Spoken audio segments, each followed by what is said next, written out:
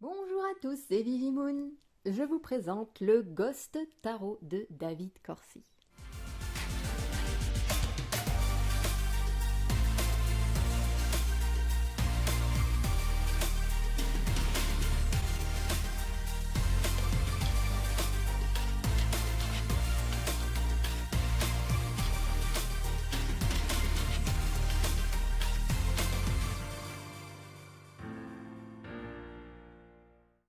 Alors, ce jeu est aux éditions Lo Scarabeo, ça se voit à la boîte. Voilà, donc une boîte cartonnée toute simple. Et c'est le travail de David Corsi. Ah, bien évidemment, ce jeu est sorti depuis un petit moment déjà. Mais je ne m'étais jamais vraiment penchée dessus. Pourquoi? Parce que il y a un petit aspect 3D, enfin un petit peu modélisé par ordinateur qui me plaît pas forcément. Mais ce que j'ai beaucoup aimé par contre, c'est quand même les couleurs et puis cette espèce d'aspect un peu ghost le contour aussi des fantômes qui je trouve est très lumineux. Donc je me suis laissée tenter et finalement je regrette pas. Et pas que pour ça, mais pour également le petit livret qui accompagne. Je vais voir ça tout de suite avec vous. On va d'abord regarder les cartes. Hop, ça c'est bon. Voilà. Alors on commence tout de suite avec le fou. Et j'adore les couleurs. Donc quand je vous dis, voilà, ce qui me plaît bien aussi, c'est cette espèce de travail de la lumière. De cette espèce de contour. Donc on voit bien que c'est très aérien. Et le contour des fantômes, hein, des esprits sont très, comment dire, c'est assez vibrant. On dirait presque qu'il y a des néons, je sais pas. C'est très joli. Et puis j'aime bien le décor aussi, à chaque fois. Le magicien. Ouais, je crois que c'est ça qui me plaisait. Voilà. Il y a quelques cartes que j'aime pas du tout. Mais quand ils sont travaillés comme ça, ça me va. Ça me va parfaitement bien. La grande prêtresse, elle est super belle celle-là. Enfin, elle est belle. Voilà, tout est relatif. Hein. Mais je veux dire, la carte, l'image en elle-même est vraiment belle. Par contre, elle fait assez austère. Mais j'adore cette carte. Et puis là, pour la période comment dire, d'automne, d'Halloween, c'est parfait. L'impératrice. Là, par contre, cette carte-là, je suis déçue. Je n'aime pas du tout cette impératrice. Je la trouve rigide, austère. Ouais, puis même dans sa modélisation, je suis pas du tout fan, quoi. Mais vraiment pas. Donc c'est un peu dommage. Mais bon, voilà. C'est un parti pris. Ça passe mieux pour l'empereur. Ça passe mieux. Le hiérophant, magnifique. Les amoureux, très romantique, très, très beau. Il y a un côté un peu, oui, dans ces fantômes, un côté un peu romantique dans ces cartes. C'est pas quelque chose comme du regret, mais je sais pas comment dire. C'est un peu quelque chose d'un peu mélancolique, voilà. Je dirais ça, c'est un peu mélancolique. Et j'adore la mélancolie. Je trouve que c'est à la fois quelque chose de triste et de romantique et de beau. Et voilà. Et puis il n'y a pas que. Il y a un petit côté Sleepy Hollow qui me plaît pas mal. Voilà, donc ça c'est pas Sleepy Hollow, ça on dirait presque l'étrange Noël de Monsieur Scrooge, A Christmas Carol. Voilà, ça me fait un peu penser à ça aussi. Donc le chariot, la force, superbe aussi. L'ermite.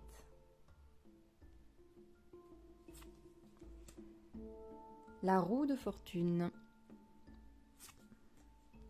La justice. Le pendu. J'adore. J'adore la couleur autour comme ça. C'est... Je sais pas. Je pense que ça doit me rappeler des choses de mon enfance. C'est cette lumière comme ça, violette, mauve, avec le fond orangé comme ça. J'adore.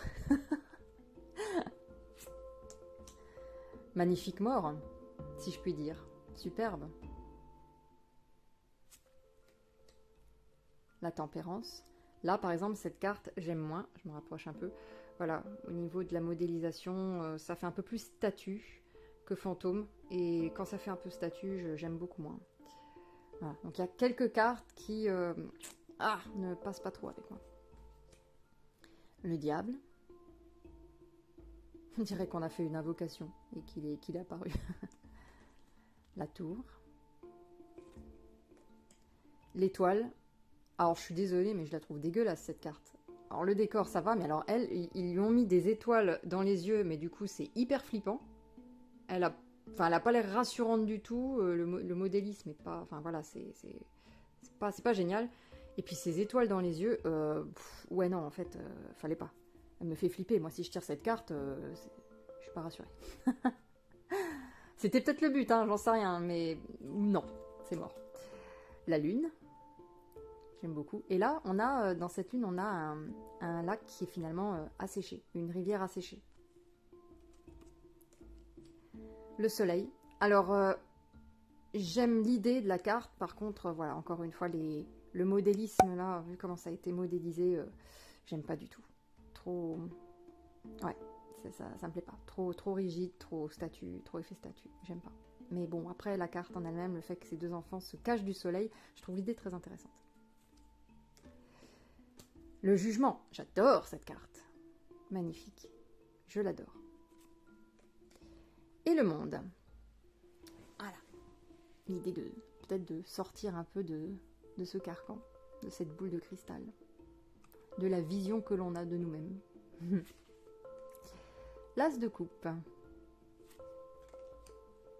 2 de coupe. 3 de coupe. J'ai mis les doigts dans une prise. 4 de coupe. Il y a quelques mortels, si je puis dire, qui font leur apparition. Voilà, avec une petite interaction avec les fantômes, ce qui est pas mal non plus. 5 de coupe. J'aime beaucoup. 6 de coupe. J'aime bien l'idée. Il y a deux côtés de la maison. Un côté en ruine et l'autre côté qui est encore bien vivant, encore frais. Mais bon, il y a un lien entre les deux. Le passé et le présent ou futur. Voilà. Dans l'ensemble, c'est bien imagé, je trouve. Le 7 de coupe. 8 de coupe. Elle est très vaporeuse. Très transparente, j'aime beaucoup aussi. 9 de coupe. J'aime bien l'idée. Après, voilà, elle est modélisée, c'est pas top. Mais sinon, j'aime bien l'idée. Et la 10 de coupe qui est très intéressante. Voilà, c'est pas tous les jours qu'on voit ça.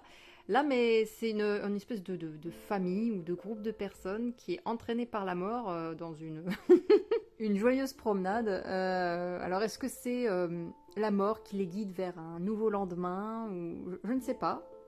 Il faut que je me penche un peu sur la question. Mais je trouve ça assez rigolo, en fait. Le valet de coupe, qui, ma foi, a fait flipper, hein, c'est un Nazgûl, pour ainsi dire. Le chevalier de coupe. Et là, les reines, bon, bah, un peu à l'image de l'impératrice, hein, je les aime pas. Hein. Non, j'aime pas la façon dont elles ont été faites. Ça me... Mais bon, voilà, reine de coupe et le roi de coupe. Ensuite, les deniers avec l'as de denier, le 2 de denier, 3 de denier. Je comprends pas parce que là, par exemple, elles sont bien faites. Là, je sais pas pourquoi sur d'autres cartes, ça passe pas. 4 de denier, 5 de denier. J'adore, ça me rappelle le Dark Fairy Tale Tarot, un petit peu les décors derrière comme ça. Je suis fan. Celle-là aussi, elle est trop belle. 6 de denier. J'aime beaucoup. Très, voilà, encore une fois, ce côté à la fois romantique, un peu... À la fois romantique et triste, et regret. J'ai plein de mots comme ça qui me viennent. 7 de denier. 8 de denier, ça... Elle est assez sinistre, celle-là. La mariée qui qui est en train de créer sa propre tombe. En tout cas, son épitaphe, je pense. Excellent. 9 de denier. 10 de denier. As de denier. Pardon, valet de denier, je dis bêtise. Chevalier de denier. Reine de denier. Et roi de denier. Mais l'ambiance, elle est bonne. Ah, on attaque les bâtons. As de bâton. Et 2 de bâton. J'adore, avec ce soleil qui le traverse comme ça. C'est un beau rendu. Je trouve que c'est un très beau rendu. Magnifique aussi. 3 de bâton. Avec ce navire fantôme qui sort des flots. C'est magnifique, très puissant. 4 de bâton. Pareil, ces couleurs là, comme ça, un peu de feu. 5 de bâton.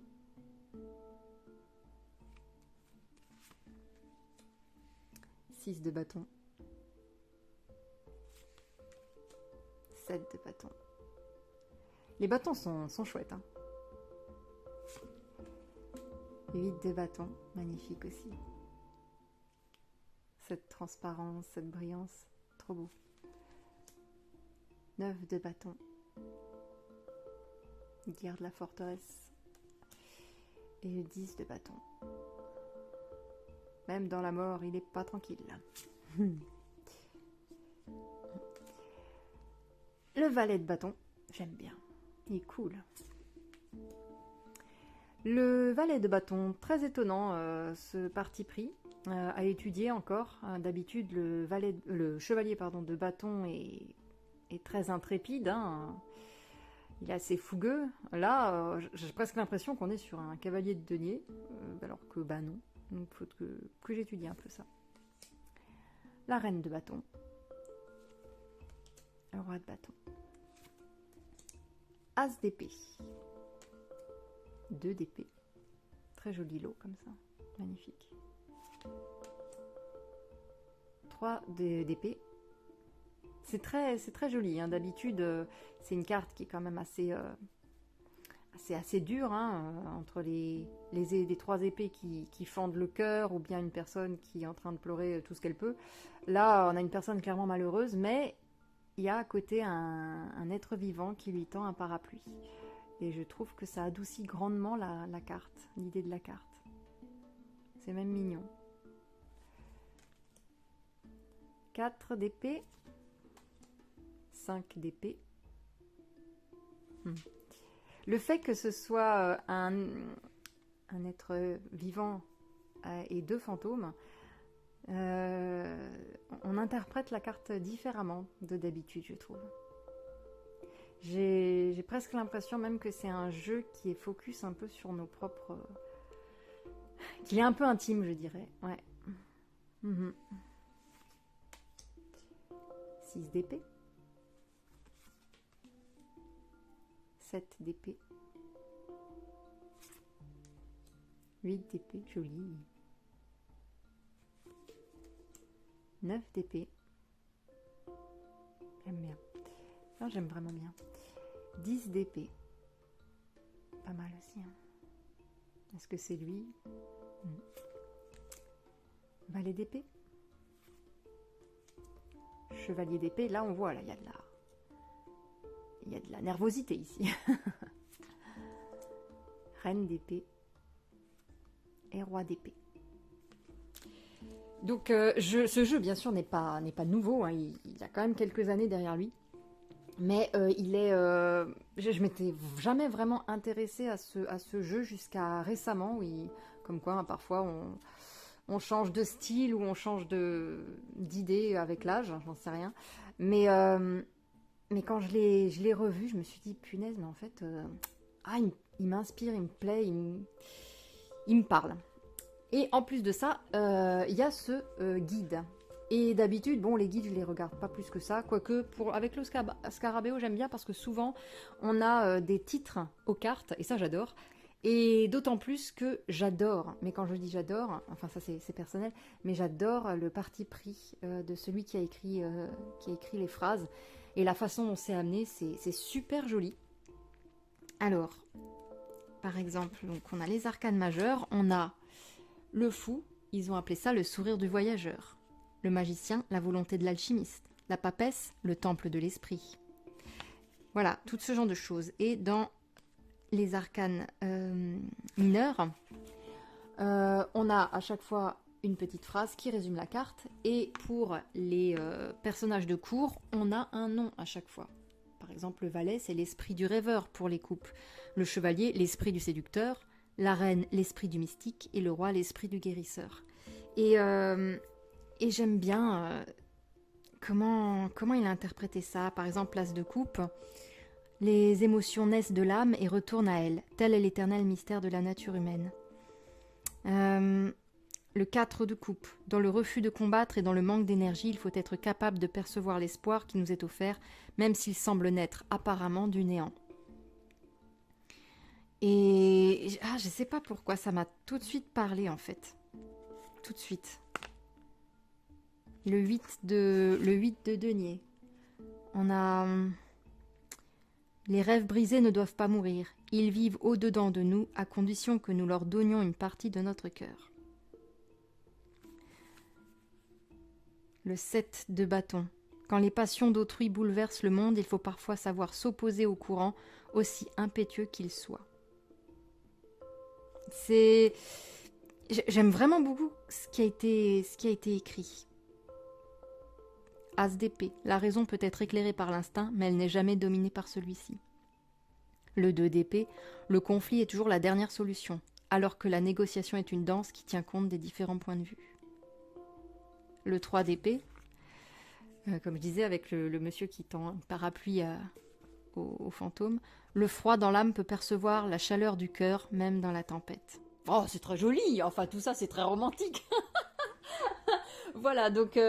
voilà. Donc, je suis désolée, c'est pas un tarot neuf, enfin nouveau, je veux dire, mais je pense qu'il mériterait d'être un peu plus étudié, en tout cas surtout pendant la période, la froide période d'hiver.